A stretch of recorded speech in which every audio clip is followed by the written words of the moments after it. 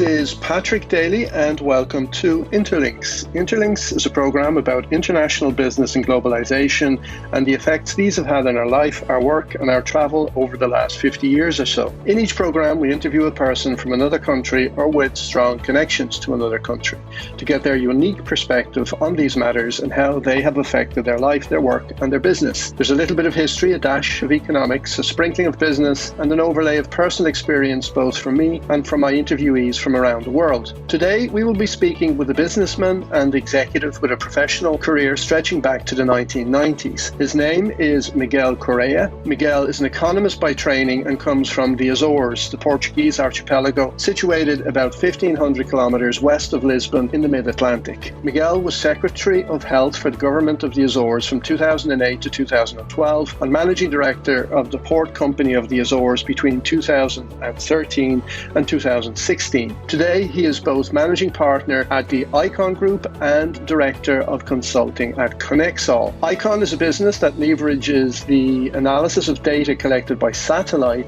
and land-based sensors to optimize the performance across multiple sectors such as agriculture, infrastructure, and environmental control.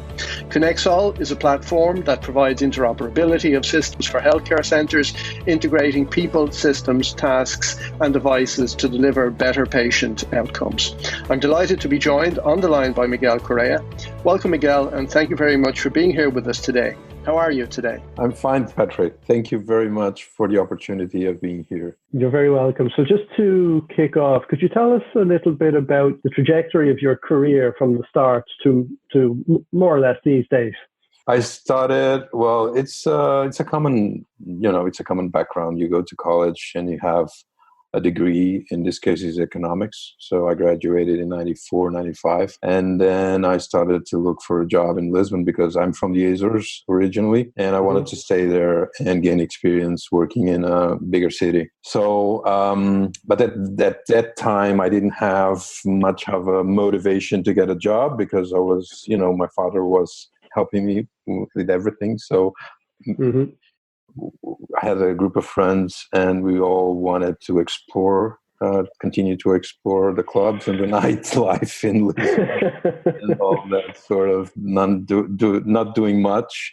But then I had an ultimatum from my father that said if I didn't get a job by Christmas, I would stay. And that really made me stop and made me think of a strategy because I wanted to stay in Lisbon. So besides answering some job ads, I had to think of another strategy. I started to deliver my CVs in person. I did a list of all the companies I wanted to work on. They were mainly advertising companies and two publishing houses. So when I was back for Christmas, I had two job offers already. One from the traditional way of answering ads and the other one from just delivering my CV. The one that I had chosen, the one that I had sent the CV, which was a publishing house.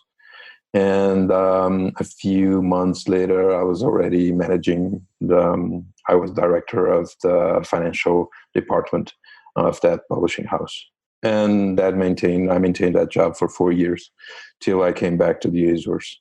When I came back to the Azores, I was hoping to get, more quality of life. We were thinking about having a family, all that together, the support of parents, and less stress. The stress level, it grew here in the Azores because it doesn't matter really where you live. As long as you have activities that keep pushing you to and keep demanding your performance, and that's really what happened here. I started to work on the construction, engineering, and construction sector, and I maintained that for a while. Then it came to the crisis. The crisis came to Portugal and to that sector in particular. And so I took another job as managing a public company that was planning all the financial strategy for the hospitals and healthcare units in the Azores. I did that for a year and a half, and happily after that, right after, I was invited to be part of the government, which I accepted. And I was in the government for 4 years. The regional autonomous government of the Azores, is that right? Yeah, exactly, because we're autonomous region, so we have our own government. And so I was the Secretary of Health for those 4 years. It was very challenging, but very rewarding. So you weren't a party politician. Rather, you were a private expert, if you like, who was brought into a role in the government. Is that correct? An executive role. I was already working for a public company, and but that's correct. I'm independent, so I don't belong to a political party. I never did. I was invited, and of course, I accepted immediately because I really wanted to change something. I had, you cannot be not criticizing, but saying this should be done like this and not like that. And when finally you have the chance of making that, you cannot turn your back. So you have to step forward. And how did you find the contrasting experience of working in government and in the public sector as opposed to working in the private sector? It was really different. One of the main thing, there are two levels here. One is the political role, the political noise, if you want, that comes with the job, because the opposition is always trying to say that something is not very well here, we have a problem there, and that takes a lot of time of you on a daily basis to answer that and clarify that. And the other thing new is that the administrative structure of the bodies of the government are pretty stiff, at least in Portugal. So you have a lot of bureaucracy, the process are long. It requires a lot of authorizations. So it delays any decision that you make will be delayed by this aspect only. So that was really two different things than the private. The political one was more like an adrenaline rush because I was not used to that. It made me remind some old times of my youth, when you really are in an adrenaline rush, on a daily basis, trying to keep up with everything, which was good while I was living it. When it stopped, you can become addicted to that, right? Of course, yes, and I think I am a little bit. But once that stopped, I realized that it was too much, Yeah. And then I felt like a relief I wasn't expecting. I felt like a relief, and I said, "Wow, something I need to stop now." And then later you spent some time in Canada, isn't that right? Yeah, I did. Not right after, because right after the government, I was invited and I accepted to be on the board of the ports of the Azores. Okay. And that's how we met, actually. That's right. Yeah, we met in Gijón, in northern Spain. Yeah. Yes, exactly.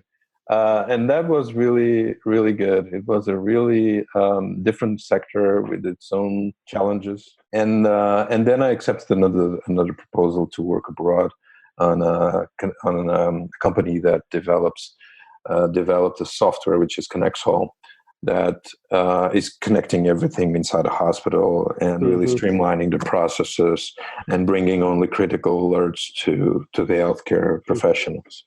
And so, the Connexall was in Canada, was it? Yes, it's headquartered in Canada. And how long were you in Canada? I was in Canada for 1.5 years, and then I can hear it in your English. Oh, really?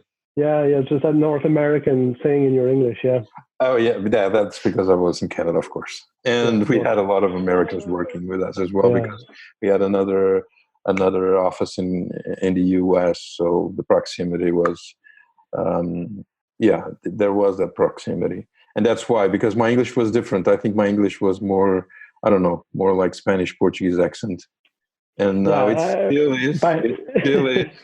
It's a mixture of both. It's quite North American, actually. Yeah, to my Irish ears. Yeah, and now your activities, you still have this connection with Connexall, and then you have this other activity with the EYECON group, which I understand is satellite monitoring of different aspects of utilities and so on. You might explain a little bit about that. Yeah, that's EYECON group is a project that I started once I arrived in the Azores 2 years ago. And basically what we're doing there, we're using all sorts of data and providing customers with relevant data for their decisions. We are specializing in satellite data because we live here in the Azores. And if data is already there, and Copernicus, it's a great initiative from the EU. The data is already there. It's just a matter of analyzing those data and transform that into information and provide that to the customers. So that's one of our focus. The other focus is whenever this is not possible through the sensors that are on the satellites, what we do is we install sensors in situ, in infrastructures, or wherever they're needed in order to provide the data. And in the green economy of the future, do you see this sensor collection and data analytics as having an important role to play in the future? What do you see as the potential there? I think that climate change is really challenging and demands that we focus really on the environment and on the long run, sustainable. That's, I think, what is called green economy, an economy that is looking after the environment and the sustainability of the world and of mankind in the future. I see that a lot of opportunities because we need to monitor what's going on with lakes, with quality of water, with quantity of water. That's basically what we've been focusing on, for example, in EYECON Group. We've been very focused on quality of water and amounts of water, trying to predict and to build models that will give the customers an estimate and a prediction of water in the future. So there is a lot of opportunities, even here in the Azores, where our biggest asset is nature, and this is what we've been selling. Let us just say that for tourism, for tourists to visit us and have contact with nature. It needs to be monitored, these two activities, because we cannot jeopardize our biggest asset, which is our environment. So we need to put sensors or whatever it takes to drive data and to make the most wise decision in terms of number of tourists, number of visitors that are allowed in a specific area that is protected. And that's why also we have a project within EYECON Group to develop a magnetometer sensor for traffic applications and for parking applications as well in protected areas. Talking of the Azores, which is part of Portugal, but the distance is incredible. So the Azores is like 1,500 kilometers west of Lisbon. So what are they like in terms of the climate and the economy and the culture there? And when were they actually discovered? Because they're so far away from the continent. And what's their current status in Portugal? I think you mentioned already they're an autonomous region, right? There are two autonomous regions in Portugal. One is the Azores, the other one is Madeira. We have our own bodies of government, it's a regional government. The government has delegated in this government, or the constitution has delegated in this autonomous government, the power to legislate and regulate specific matters. But not all, of course. That would be another country. So we are an autonomous region within Portugal. And the Azores were discovered in 1427. So a long time ago, when they were very important for the globalization, because all the ships that would come from India would stop here in the Azores and then went to Europe and Brazil as well. So they would all stop here. And another thing is that I think it's really great to live here is that because we have daily flights to the mainland, weekly flights to London, weekly flights to Boston, to Toronto, to Auckland in California. So you're pretty mobile staying here. And what kind of climate is it? Is it a subtropical climate, or how would you describe it? It's like a mid-Atlantic climate. Okay. I think it's warmer than Ireland. Yes, It's like I think so. but it's very similar. You look at the green of the pasture. It's quite rainy. It rains quite a lot. Yeah. No, it doesn't rain that much. It rains. We have some rain, of course, during winter time, and some winters are very rainy. Others are not. It depends. But you have to visit for yourself. Yeah, I do. Yeah. To see the difference. When we're allowed to travel again, maybe I can visit. So you actually, we're talking about the regional autonomous government. So you were the regional secretary in the regional government for health between 2008 and 2014. But you weren't a party politician, isn't that right? You were independent. Yeah, I was independent. Exactly. I was invited to be part of the government, and I happily accepted. So I was working at a public company that was doing the financial and strategy for the healthcare infrastructures, like hospitals and health units, primary care centers, all that. And then I was invited to be part of the government, and I was delighted, promptly accepted. Yes, so you did your region some service, as we would say here in English. That's exactly how I felt.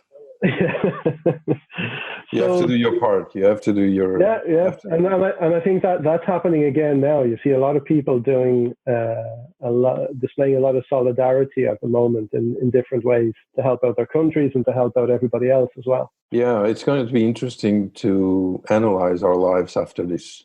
We'll see what changes will be transient and what changes will be permanent. Exactly. I don't know the answer to that, but I think one of the things that I see is that many things that we were used to do, or public services that were used to do this meetings present how do you say, in person? Yes. I think most of them will think twice before going to meetings in person. And whenever you can save some money to the taxpayers, I think you'll be better off at your own office and be on a Zoom session and get things done without traveling. Exactly. Save time, save money. I think that's obvious. That's one obvious thing. And save the environment as well. Exactly. Yeah. And maybe just change direction slightly. Over the last 30 or 40 years, we've seen this huge growth in international economic globalization. And we see lately things that maybe are pushing back against that. Like we've seen Brexit in this part of the world, we've seen trade wars, we've seen economic protectionism and so on. And then we have the effect of this coronavirus that we don't know how that will affect globalization. So what's your own view, your own perspective on globalization, economic globalization? Is it a positive thing, a negative thing? And where do you think it's heading right now? Where is it going? I think it's positive, of course. I think overall we're all better with globalization, all the countries. And even the countries that are buying most of the products and services to other countries will be better off in the longer run than in the short run. Of course, if you have huge unemployment growing in your own economy, you might be tempted to have a political speech of protectionism and try to protect some jobs here. But in the long run, that would be the wrong decision for your own country, for your own economy, because you will be weaker than your competitors, than all the other countries that didn't close their frontiers. What you need to invest is you need to requalify people that are no longer needed in some of jobs. They need to be requalified to do other activities, other professions. And whenever people are too old or they cannot do that, all the state has to legislate and to create mechanisms of social protection. Mm-hmm. I think that's what we need to do, because I'm 100% in favor of globalization. Yeah, well, I guess one of the things that's been coming up recently is this whole question of it's been illustrated by, say, personal protective equipment called PPE. So when the crisis hit, everybody needs this stuff, and where is it? It's all in China. How do you think this crisis might affect thinking with regard to economic globalization and where things are made and where things are located? And I guess PPE is just one example, but there may be others. Do you think it will change things?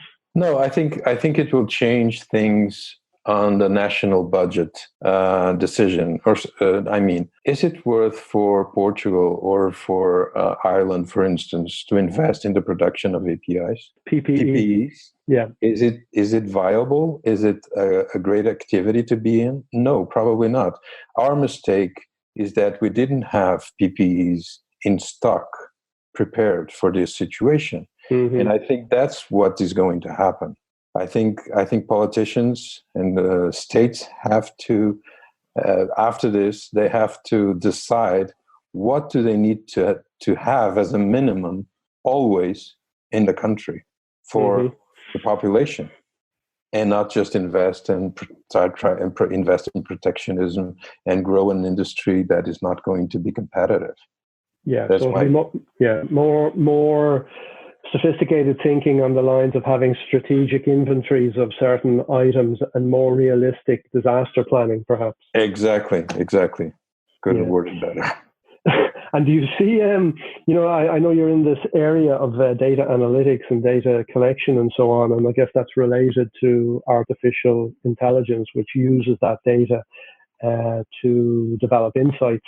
So do you see artificial intelligence having a role to play in the fighting these kind of pandemics and epidemics that we're experiencing at the moment? I think artificial intelligence or data analytics or whatever we need to do in terms of analyzing the data, it's going to be very helpful as long as we have the data. We have, or mobile data or the tests that are overspread to the population. As long as you have all that data, artificial intelligence and machine learning is going to be crucial as any other process. So I think we have to, as maybe public health needs to be more aware of all those technology and all these processes, and integrate that into their processes. Yeah, I guess I read an article on this recently that a lot of this, the ability to use this data in terms of the processes and the software and the expertise is there, but it just hasn't yet been integrated, particularly at a state level into the public sectors, and that's all. That would be, I think that's the next probably the next stage, and something that is going to happen more after all this coronavirus and the pandemic. Yeah, you remember a couple of weeks ago when we were talking about this interview, and we had this discussion about the difference between strategy on the one hand and planning and execution on the other, and the way companies often, when they think they're doing strategy, they're actually doing planning and execution, because they're activities that require a different kind of mindset. So strategy is more creative and imagining the future, and planning and execution is more saying what exactly I'm going to do, when I'm going to do it by, and who's going to do it. Do you see that contrast or that tension manifest itself in your business activities? Yes, I think so, because, well, we're a very young company. So the strategy is there. We know what we want to do, but we're trying different tactics. Yeah. We're on a learning mode, if you want. So we have to be, on the tactical side of it, we have to be always in learning mode. And even in strategy, you have to question your strategy from time to time. Yeah. If your tactics are not getting you anywhere, you have to think through your strategy as well. Yeah. Somebody described to me recently that strategies may change, but what doesn't change or what shouldn't change are your values and your mission. Because if that's constant, you can try different strategies and later different tactics. But that, if you like, then is the guiding force. Would you agree with that? I agree 100% with that. Excellent. Because a mission and goals that you have for your business, it's really what do you want to do? What do you want to apport to society and to the economy? What do you want to do with your activity? Something that you would like to talk about to your grandchildren, I suppose. Something that would be good. Yeah, your legacy. Yeah, exactly. So as we get towards the end of the interview here, just maybe ask you one or two questions about yourself. So when you're not working, and when you're not strategizing, or when you're not developing tactics for your business, what kind of things do you like to do in your spare time, in your free time? Well, I enjoy a good wine. I enjoy a good book. I enjoy a good movie, like everyone else, I suppose. Time with the family, of course, that's number one before everything else. But on a daily basis, what I do for physical activity, for instance, I go to the gym and I lift weights for an hour and a half. That's part of my therapy, where I can lose some stress and feel exhausted and ready to have a good night of sleep. Good. And lately, have you read anything lately, whether an article or a book that was inspirational in some way that you might recommend to listeners? Well, I would love to give you a good answer to that question, but lately all I've been is focused on coronavirus and how is it developing in this country, and how many cases do they have that other country, South Korea, what happened there, China, Yeah. I think this is the main interest of all of us right now. Mm-hmm. And I guess where we are now, this will we're recording this and this will broadcast in maybe a week or so. But where we are now and today, there's some good figures coming through from Spain and from Germany and Italy that the fatalities, the rate is decreasing. So it seems that we are seeing some light at the end of the tunnel. Isn't that right? Yeah, I think so. I think it's too soon to be very optimistic, though. It's still, I believe Spain didn't do large-scale tests to the population, and either Italy did it. So I think we need that. We need that to know exactly how many people were affected by the virus. Do they have antibodies? Do they don't have antibodies? There's a lot of information that we need in order to be secure that it's not going to go up again, or when is this lockdown going to end? That's the main question. And how is going to be summertime this year? This year will be totally different, I'm afraid. Yeah, well, I guess the end, when it comes, will be a gradual ending. It won't be, everything opens again. It will be phased over weeks, months, perhaps. I agree with you, but I doubt that we'd have a huge concert, a rock concert, for instance, this summer. I really doubt. No, that. I don't think so. So just to finish then, where can people find out more about you and your businesses? Like, you have websites that people can visit for those businesses that you, your EYECON business and your Connexall business? Yes, of course. Anyone that wants to know more about Connexall can visit www.connexall.com. This is more for healthcare related issues. They want to know more about satellite data, they can visit EYECON Group, icon/group.com. That's EYECON, isn't it? EYECON. Yeah, exactly. EYECON. And my LinkedIn, of course. There you go. Excellent. Well, Miguel, it's been an absolute pleasure talking to you as always. And I wish you Patrick. Okay, and I wish you the very best for the future, personally and professionally. And many, many thanks for being here with us today. Likewise, my pleasure, and many thanks to you. And hope to see you soon. Yeah, hopefully in the Azores when the flights are back on. Or in Ireland, we never know. Oh, in Ireland, yeah, that works too. Probably more likely Madrid. What do you think? Yeah, exactly. Yeah, okay. Thanks also to our listeners, and remember that if you'd like to find out more about globalization, international business, and how we can help you to formulate and implement business strategies for your business that deliver, please check out my blog and website on albalogistics.com and my book, International Supply Chain Relationships, which can be purchased on Amazon and Google Books. This is Patrick Daly of Alba Consulting. Goodbye and keep well until next time.